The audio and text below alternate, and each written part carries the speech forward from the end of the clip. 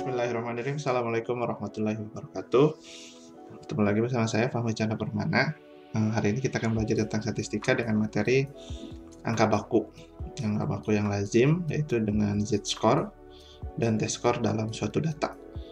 Jadi kenapa kita harus belajar ini adalah tentang apa ya? Sebelumnya mungkin sering dengar nggak? Misalkan ada orang yang sering, dulu saya pengalaman mungkin ada mata kuliah yang udahlah saya mah dapat 80 juga udah alhamdulillah gitu. Kadang juga ada beberapa mata kuliah yang kalau dapat 80 teh nyeri hati karena yang lainnya bisa dapat 90 gitu. Tapi kan berarti itu ada standar yang berbeda lah. Nah, di sini ada standarnya juga nih, ada angka bakunya. Jadi memang dalam suatu data itu kadang nilai yang lebih tinggi itu belum tentu mempunyai value yang lebih tinggi juga gitu. Kan sama value sama nilai Pak. Nggak mungkin apa ya, harganya mungkin lebih.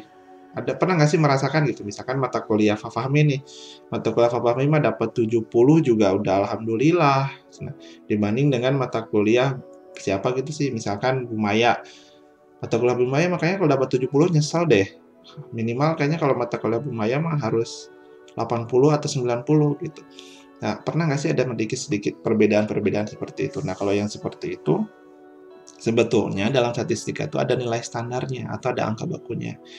Kalau dari segi definisi, nilai standar atau angka baku itu merupakan suatu bentuk perubahan yang dipakai untuk membandingkan dua buah keadaan atau lebih. Nah, dibandingkan nih keadaan yang misalkan di mata kuliah psikologi persepsi sama di mata kuliah matematika dasarnya kan sedikit berbeda ya, termasuk juga dari rata-ratanya juga berbeda gitu. Nah, dalam statistika, angka baku lazim dilambangkan dengan z-score dan t-score, yaitu suatu bilangan yang menunjukkan seberapa jauh sebuah nilai mentah menyimpang dari rata-ratanya dalam suatu distribusi data yang dinyatakan dengan satuan standar deviasi. Seperti itu. Nah, angka baku ini dipakai untuk mengetahui kedudukan suatu objek yang sedang diselidiki dibandingkan terhadap keadaan pada umumnya atau nilai rata-rata. Itu dibandingin. Misalkan orang ini di sini berapa hasilnya. Kumpulan objek tersebut, nah dalam nilai data dari kumpulan objek tersebut. Selain itu, kita juga dapat mengamati perubahan nilai kenaikan dan penurunan variabel atau satu gejala dari rata-ratanya. Nah, sebetulnya kegunaan angka baku ini untuk apa sih? Nah, kegunaan angka baku ini adalah yang pertama adalah untuk mengamati perubahan nilai kenaikan dan nilai penurunan variabel atau suatu gejala dari rata-ratanya. Semakin kecil angka bakunya, semakin kecil pula perubahan variabel tersebut dari rata-ratanya dan sebaliknya. Nah, nilai Z ini juga mengukur berapa simpangan baku sebuah pengamatan terletak di atas atau di bawah dari nilai tengahnya. Nah, kalau dari segi rumus, nilai Z-score atau misalkan nilai z-score ini adalah merupakan suatu ukuran yang menentukan seberapa besar jarak suatu nilai dari observasi atau dari suatu set sampel terhadap rata-ratanya dalam satuan standar deviasinya. Rumusnya sama, ini melambangkan standar deviasi dari data sampel, ini standar deviasi dari data populasi. Nah, ini rata-rata data sampel, X bar, ini mu rata-rata dari data populasi. Rumusnya sama saja, nanti kita akan coba hitung. Nah, kemudian kalau t-score, nah kalau menggunakan z-score ada kadang beberapa nilai yang hasilnya bakal menjadi negatif. Nah, kalau misalkan kita tidak mau ada nilai negatif, gunakanlah metode t-score. Nah, t-score ini adalah bentuk lain dari skor standar, di mana rata-rata ditentukan 50 dengan standar deviasi 10. Maksudnya nanti ada ditambah 50 dan dikali 10. Nah, t-score pada dasarnya adalah z-score yang ditulis dengan format lain. Nah, soal skor T ini dibuat apabila skor Z nilainya di bawah skor min distribusi perhitungannya, yaitu mengalihkan skor Z dengan 10 lalu ditambah 50. Nah, Pak, implementasinya kayak gimana sih? Nah, intinya dengan mencari Z-score dan Z-score, ujung-ujungnya kan menarik kesimpulan dari angka baku itu sendiri. Nah, penarikan kesimpulan ini dapat diambil dengan cara seperti ini. Semakin kecil angka baku, nah maka semakin kecil pula perubahan variabel tersebut dari rata-ratanya, dan begitu pula sebaliknya. Semakin besar angka baku, apakah itu z-score atau t-score dari suatu data terhadap populasi atau sampel, maka posisi tersebut berada semakin baik dibanding data dengan z-score yang lebih kecil. Seperti itu. Contohnya gimana? Nanti habis ini. Kapan kita menggunakan z-score atau t-score? Kan ada pertanyaan gini, Pak, dua-duanya bisa dipakai? Bisa dua-duanya dipakai. Nah, tapi Perbedaan penggunaan Z-score dan T-score sebetulnya terletak pada berfokus pada jumlah sampel dalam data tersebut. T-score biasanya digunakan apabila sampel kurang dari 30 data, sedangkan Z-score digunakan apabila sampelnya lebih dari 30 data. Datanya ada berapa nanti, seperti itu. Nah, contoh seperti ini nih. Diketahui data nilai statistika mahasiswa pendidikan multimedia dan teknik komputer adalah sebagai berikut. Ini nama-namanya. Di multimedia ada Kokom, Lina, Munir, Nandang, Oman, Fitri, Robert, Samuel, Tina, dan ini deh KLMN pakai RSTU ya. Nah, ya teknik komputer Abdul, Budi, Cinta, Dudung, Entin, Fajar, Gilang, Hafid, ini nilainya segini. Pak ngapain ya, dibanding-bandingkan aja nih dengan sama-sama mata kuliah statistika, tapi dari mahasiswa yang berbeda. Apa yang data yang dibandingkannya harus nilai yang sama? Ya enggak juga, bisa aja nanti misalkan di sini nilai matematika, di sini nilai nirmana gitu. Dengan mahasiswa sampelnya mahasiswa pendidikan multimedia. Dengan dua sampel yang berbeda tapi untuk mata kuliah yang sama. Nah, pertanyaannya di sini. Lina mendapatkan 70 di sini. Kemudian di sini Fajar mendapatkan 60. Nah, secara sekilas si Fajar pasti kan lebih baik ya. Karena si Lina kan nilainya 70 lebih baik nih dibanding si Fajar. Apakah angka bakunya memang Lina lebih tinggi dibandingkan dengan si Fajar? Nah, ini semua bisa dihitung dengan menggunakan tadi rumus Z-score dan T-score. Cara menghitungnya seperti apa? Seperti ini. Oke, nah di sini saya ini bisa di copy paste nih. Nah, ini bisa begini. Kita sekarang kita buka Excel. Nah, kita bandingkan di sini. Nah, ini kita pindah. Oke. Ini dulu berarti.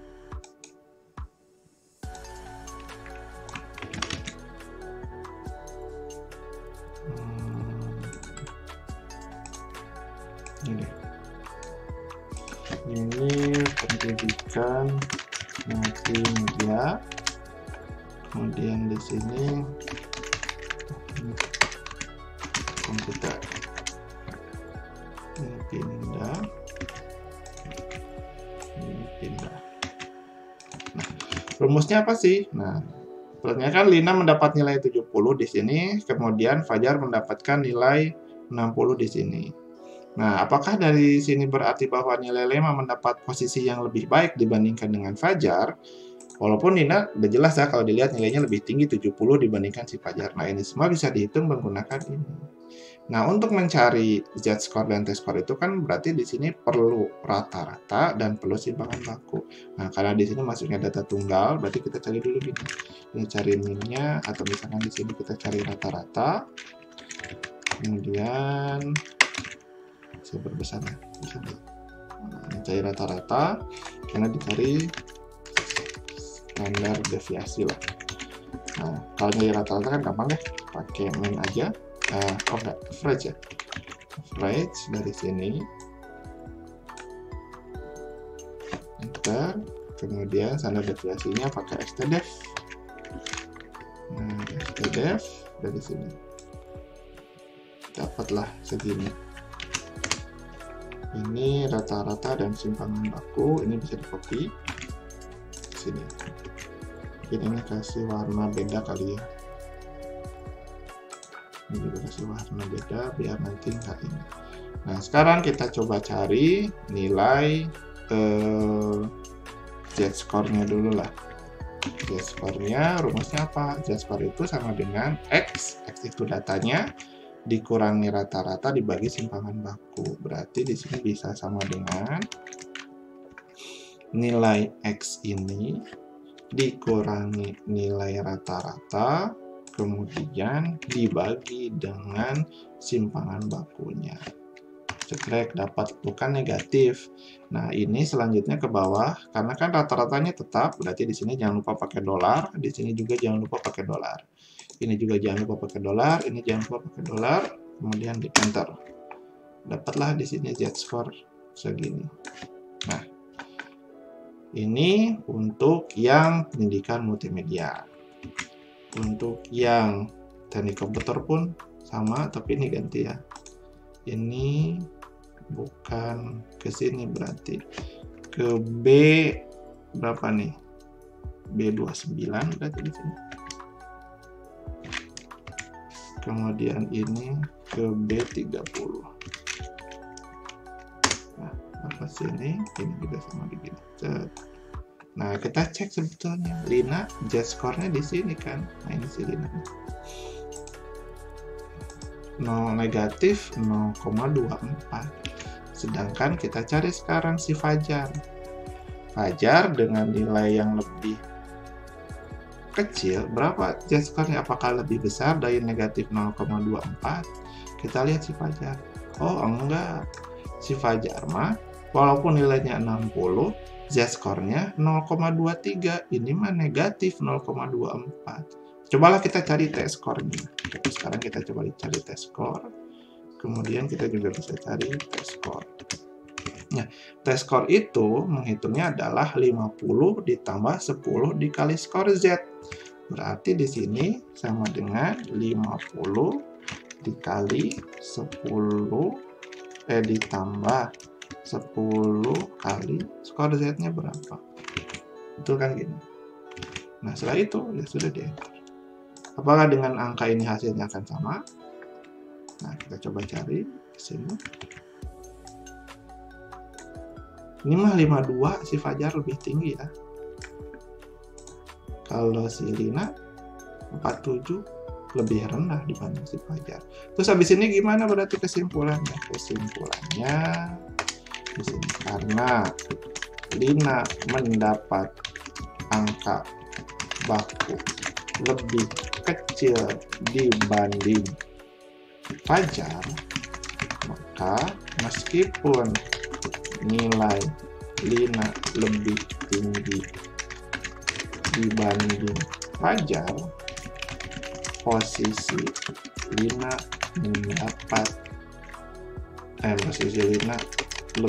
tidak lebih baik dibanding Fajar karena angka bakunya lebih rendah. Jadi kalau misalkan membandingkan jangan harus angkanya saja, skornya berapa, tapi lihat dari angka bakunya. Kalau angka bakunya lebih rendah, berarti dia tidak lebih baik, tapi lebih rendah dibandingkan dengan Fajar. Kurang lebih seperti itu. Berarti kalau misalkan di sini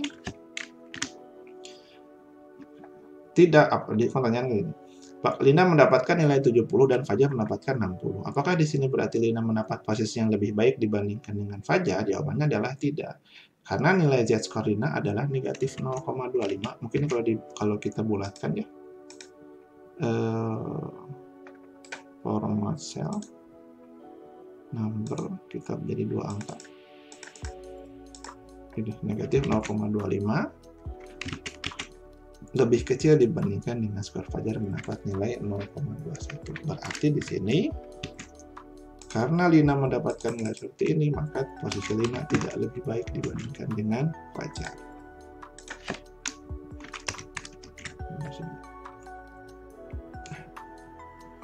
Maka tidak lebih baik dibandingkan dengan Fajar. Nah, di sini nanti akan ada latihan dengan membandingkan beberapa data. Ini kalau misalkan datanya lebih kecil daripada 30, saya memang sebaik menggunakan T-score ya, tapi dua-duanya sebetulnya nggak akan berbeda jauh, nggak akan ada kondisi di mana Z-score-nya lebih rendah, tiba-tiba T-score-nya jadi lebih tinggi. Akan susah seperti itu, karena kan pasti pada berbanding lurus kan, dikali 50. Nah, sebetulnya ada satu lagi nih rumus menggunakan Excel. Rumus Excel tentang untuk mencari Z-score. Jadi untuk mencari Z-score ini sebetulnya bisa tidak dengan menggunakan rumus yang ini. Ini kan rumus dengan rumus matematisnya ya, Z-score dengan rumus statistika kayak gini. Nah, ini sebetulnya ada, kalau nggak salah rumusnya gini nih. Standardize dari sini. X, kemudian rata-ratanya ini, kemudian standar deviasinya ini. Ini sama, jangan lupa pakai dolar. Hasilnya akan sama sih harusnya. Maka itu mau menggunakan rumus yang tadi. Nah, ini sama. Kalau kita buat jadi 2 digit ya, numbernya. Format cell jadi number dari 2 digit. Hasilnya sih harusnya akan sama. Sama kan? Ini rumus menggunakan rumus z-score-nya begini. Nah, kayak gini. Apa sama nggak? Coba aja cek. Ini sama ya, ini juga sama. Jadi bebas kalau misalkan lupa mencari z-score dengan rumus yang tadi, dikurangi rata-rata dibagi standar deviasi, bisa menggunakan rumus standardized. Ini juga sama sih, kalau misalkan kita punya di sini ya, akan sama juga kayak gitu. Nah, bedanya ini ganti ya. B berapa tadi? 29. Ini B 30. Hasilnya sama. Kayak gitu. Ini cek, kalau misalkan kita mau cek, ya cek aja. Sama dengan if ini sama dengan ini, berarti sama. Kalau ini tidak. Sama ya, maksudnya sama ya, membandingkan antara z-score dengan rumus Excel ini dengan rumus rumus statistika gitu. Nah, dengan rumus Excel segini tapi jawabannya pasti bakal sama. Ini juga sama kalau dicek. Jadi membandingkan antara z-score yang ini dan ini juga sama. Maka itu mah nanti untuk mencari z-score bisa menggunakan ini rumus yang ada tadi di sini, atau bisa langsung menggunakan rumus standardized kayak gitu. Oke, itu saja mungkin yang bisa saya sampaikan untuk pertemuan hari ini. Nanti akan ada latihannya untuk membandingkan dua buah nilai nanti saya kasih lihat di Google Classroom. Jadi untuk mencari, intinya dengan menggunakan angka baku ini kita bisa lebih tahu parameter mendapat nilai yang lebih tinggi, atau misalkan posisi yang lebih baik itu tidak hanya dengan skor yang lebih tinggi gitu, juga dibandingkan dengan rata-rata dan standar deviasi dari data tersebut. Oke, terima kasih banyak atas perhatiannya. Mohon maaf kalau misalkan ada salah. Sekian dari saya. Assalamualaikum warahmatullahi wabarakatuh.